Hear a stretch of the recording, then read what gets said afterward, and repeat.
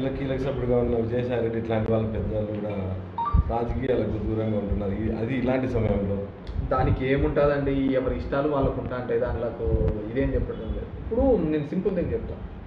ఈ సిస్టంలోకి వచ్చిన రాకముందు సాయిరెడ్డి అనే వ్యక్తి జగన్మోహన్ రెడ్డికి సంబంధించి లేకుంటే వాళ్ళ కుటుంబానికి సంబంధించిన ఒక ఆడిటర్. ఆయన జగన్మోహన్ రెడ్డితో పాటు కేసులో ఇరికిచ్చిన తర్వాత పోయినాడు. సరే నేను పోయినాను కాబట్టి నేను జగన్మోహన్ రెడ్డితో సెయిల్ కావాలనుకున్నాడు, వచ్చినాడు, అయిపోయింది. గవర్నమెంట్లోకి వచ్చినాడు, పోయినాడు, రాజ్యసభ 2 సార్లు తీసుకున్నాడు. ఇప్పుడు నేను చాలా చోట్ల చెప్పాను, తన మీద కానీ దానిలో కుటుంబం సభ్యుల మీద కానీ కొన్ని ఆరోపణలు వచ్చినాయి. మేబీ ఈ పాలిటిక్స్లో నేను తట్టుకోలేనేమో అనుకున్నాడేమో. సో అతను సైలెంట్గా క్విట్ అయిపోయినాడు.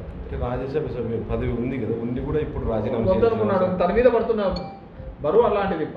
దానికి ఏం చేసే కదా, తన మీద అంత భారం ఉందేమో మనకు తెలుసు కదా. నాకు పెద్దగా సాయిరెడ్డితో అటాచ్మెంట్స్ కూడా తక్కువే. సో మేబీ జగన్మోహన్ రెడ్డి గారికి ఆయన ఏం చెప్పినాడో ఏమో తెలియదు, వెళ్ళిపోయినాడు. సో సార్ అతన్ని గౌరవించినారు, అతన్ని పైకెత్తుకున్నారు, అతను చెప్తే కార్యకర్తలు విన్నారు, లేకుంటే లీడర్లు విన్నారు అంటే అతను జగన్మోహన్ రెడ్డితో ఉన్నాడు అని అంతే. Jaganmohan Reddy without Jaganmohan Reddy Vijayasai Reddy only auditor. నువ్వు చెప్తున్న రాజ్యసభ ఉండదు, ఇంకోటి ఉండదు. ఈ ఒకటి పక్కన ఈ పెరుగుతూ ఉంటాయంటేనే సున్నాలు పెరుగుతూ ఉంటుంది. ఈ ఒకటే లేకపోతే అన్ని సున్నాల కిందకే వస్తారు అంతే, దాంట్లో వేరేది ఏమి లేదు. ఈ ఒకటి పక్కన ఇంతమంది ఉంటా అంటే అంతమందిగా దాని విలువ పెరుగుతూ పోతుంటుంది. ఆ ఒకటి జగన్మోహన్ రెడ్డి. దానికంటే మీకు జగన్మోహన్ రెడ్డి అనే వ్యక్తి సిస్టంలో చాలా దానిలకు జరుగుతున్న దాని మీద ఫైట్ చేసినాడు. వ్యవస్థలో జరుగుతున్న తప్పిదాల మీద కానీ ఇంకో దానిల మీద కూడా చాలా ఫైట్ చేసి ఒక లీడర్గా ఎలివేట్ అయినాడు. నేను ఎన్నో సందర్భాలు చెప్తున్నాను, ఎప్పుడైనా ఒక నాయకుడు అన్న తర్వాత కష్టంలో ఉన్నప్పుడు నిలబడతా అంటేనే రాయి.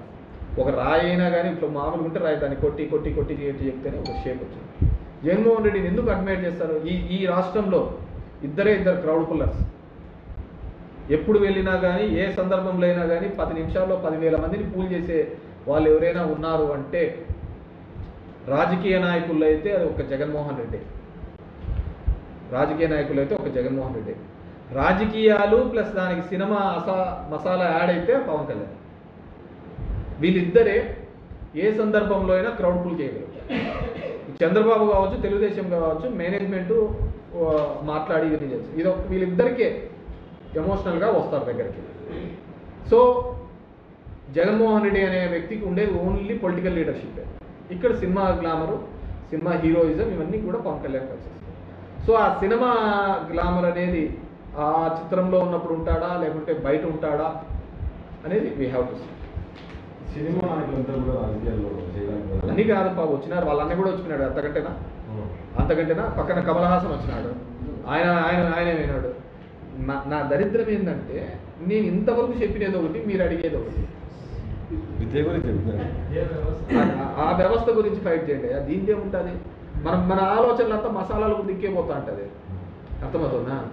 మనం దాని నుంచే మార్పు రావాలి అంటున్నాను. ఇప్పుడు కమల్ హాసన్ చేసినాడు. కమల్ హాసన్ కంటే పెద్ద యాక్టరా పవన్ కళ్యాణ్? కాదు కదా. పర్ఫార్మెన్స్ వైజ్గా చూస్తే కమల్ హాసన్ మించిన వాళ్ళు ఏం లేరు కదా. నేషనల్ అవార్డ్స్ అతనికే కదా వచ్చినది.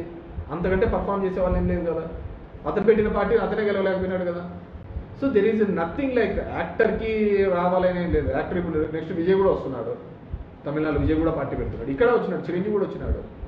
చిరంజీవి 2 చోట్ల నిలబడితే తిరుపతిలో గెలిచినాడు, పాలకొల్లో ఓడిపోయాడు. నేను చెప్తాను, బాలకృష్ణ హిందూపురై గెలుస్తూ వచ్చినాడు. గుడివాళ్ళలో నిలబడమనంటే కంటిన్యూస్ 3 సార్లు గెలవలేడు కూడా.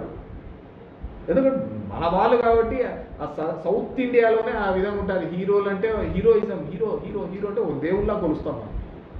కొంపలో అన్ని పెట్టైనా సరే ముందు దానిలో పోతా అంటారు. నేను ఇంతకుముందు రేవతి ఇన్సిడెంట్ చెప్పాను కదా. ఆ హీరోయిజం అనేది వాళ్ళ ఒక క్యారెక్టర్ మాత్రమే.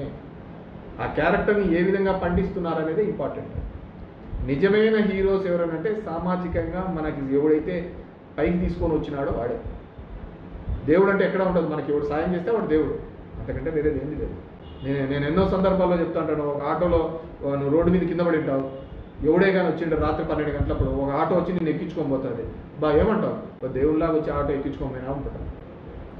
నిన్ను హాస్పిటల్లో తీసుకుపోయి పడబెడతాడు ఆటో వాడు. వస్తానే డాక్టర్ వచ్చి మంచి ట్రీట్మెంట్ ఇస్తాడు, నువ్వు ఆటో అని మర్చిపోతావు.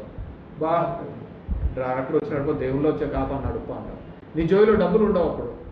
ఎవడో వచ్చి నీ స్నేహితుల్లాగా వచ్చి డబ్బుల కోసం ఫోన్లు చేయొచ్చు అంటే వచ్చి ఇలా నేను కడతాను లేరా ఫీజు అంటారు. అంటే నువ్వు దేవుడు రా టైంలో.